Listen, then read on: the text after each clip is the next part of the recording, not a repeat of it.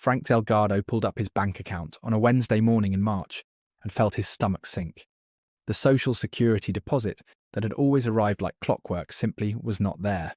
Not reduced, not delayed, gone. He had picked up a part-time position at a hardware store 6 weeks earlier just to cover his property taxes.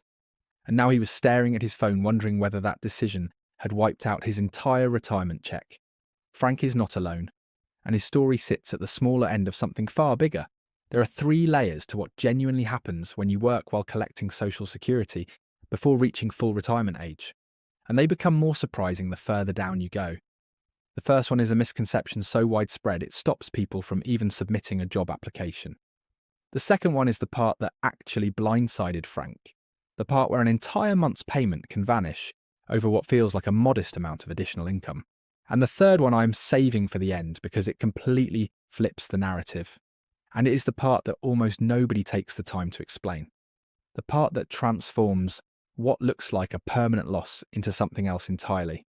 I am Thomas Merritt. I have spent more than 15 years as a state bar licensed estate attorney, sitting across kitchen tables just like Frank's, untangling exactly this kind of confusion for families. I am not here to sell you anything today. I am here because the way Social Security communicates this rule to the general public is technically accurate and practically useless. And that gap is where well-meaning people make costly decisions they never needed to make. So why does nobody walk you through this before you accept a part-time position?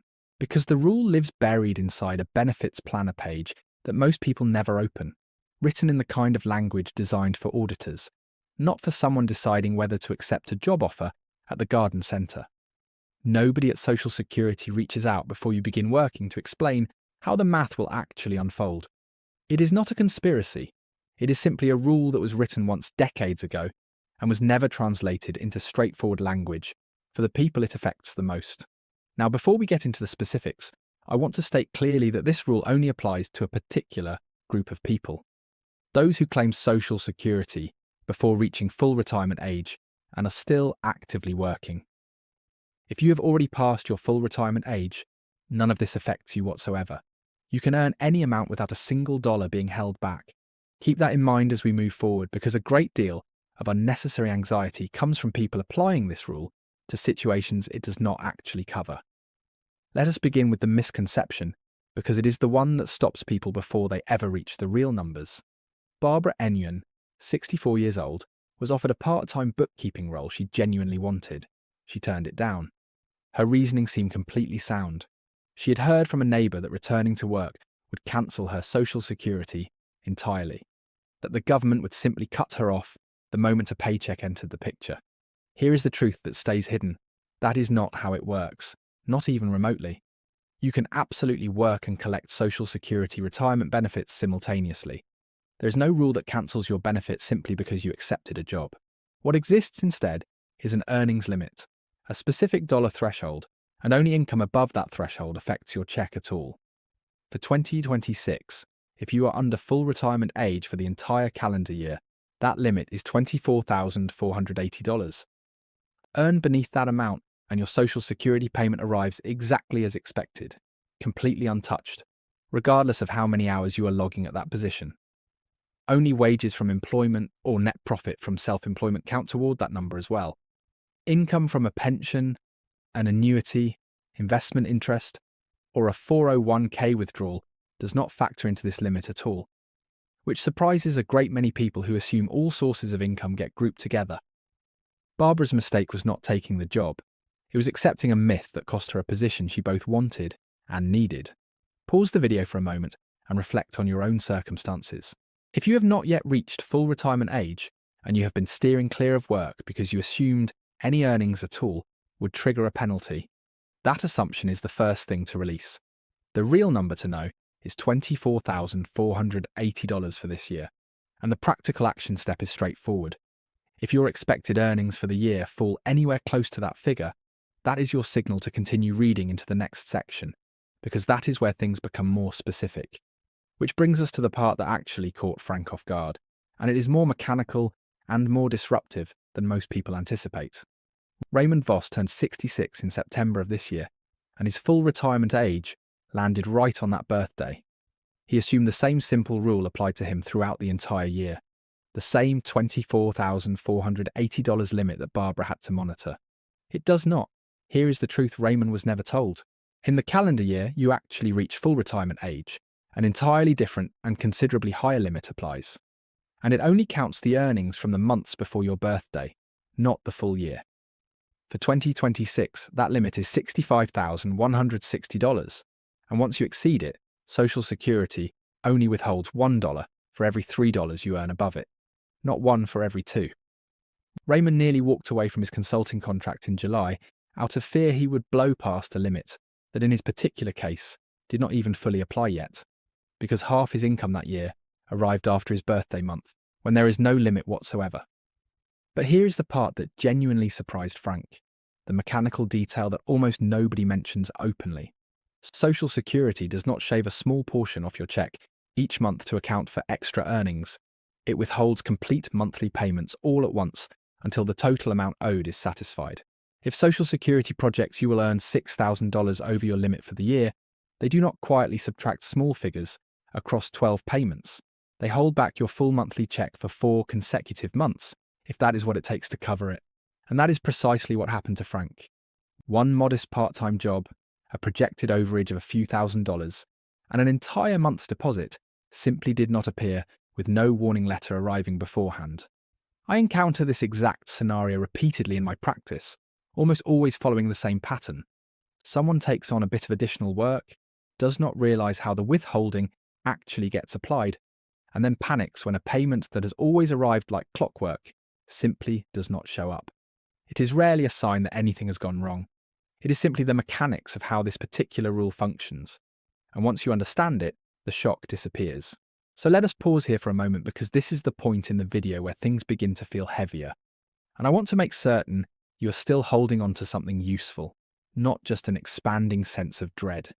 We have covered the myth that working cancels your benefit entirely, which is not true, and we have covered the mechanical trap where complete checks disappear at once rather than small amounts gradually fading away, which absolutely is true and catches people off guard every single year.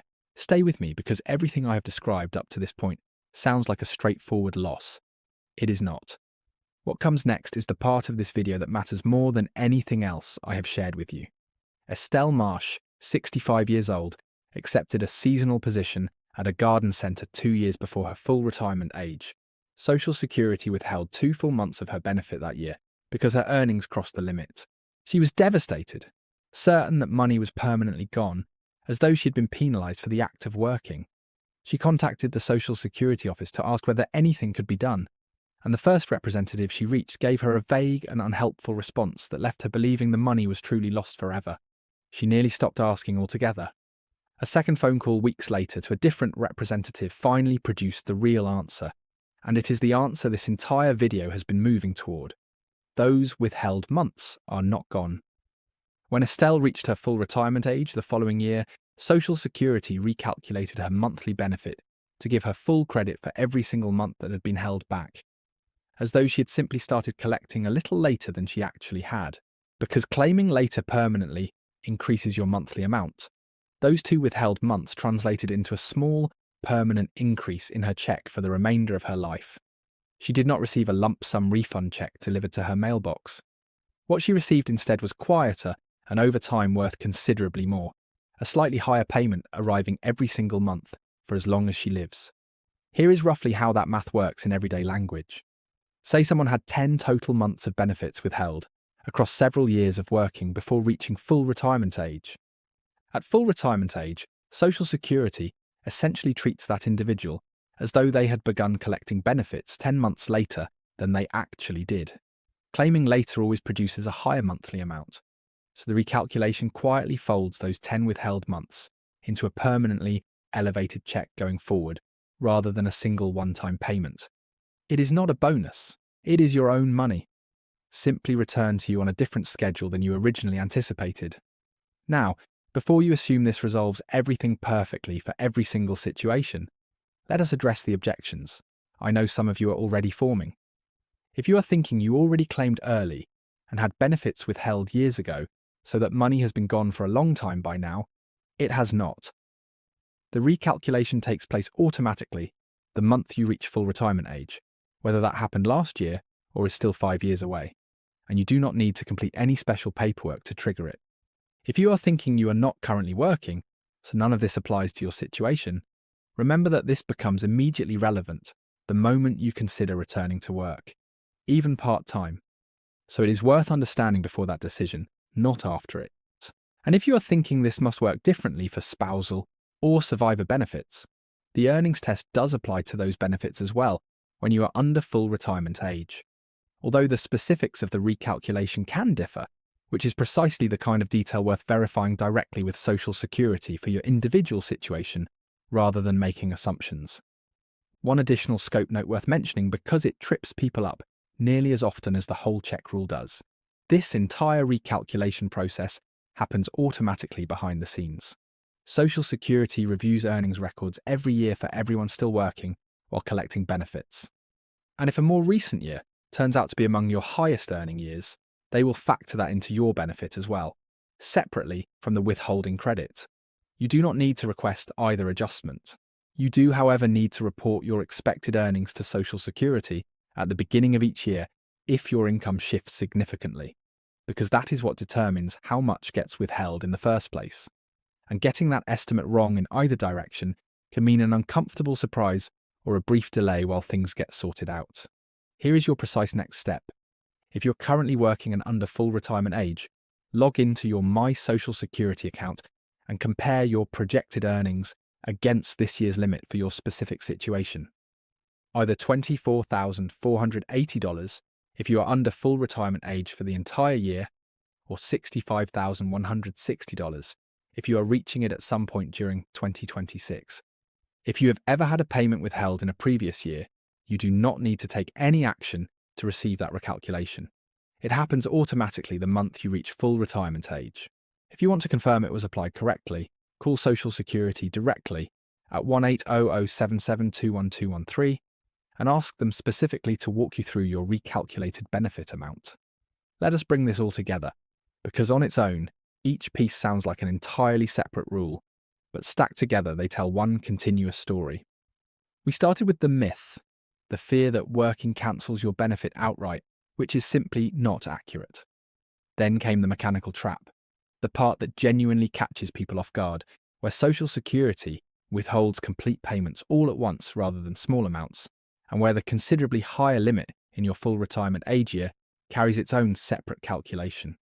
And finally, the part that changes how you ought to feel about all of it, the fact that none of those withheld months are truly gone, because Social Security quietly returns them to you permanently in the form of a higher payment for the rest of your life.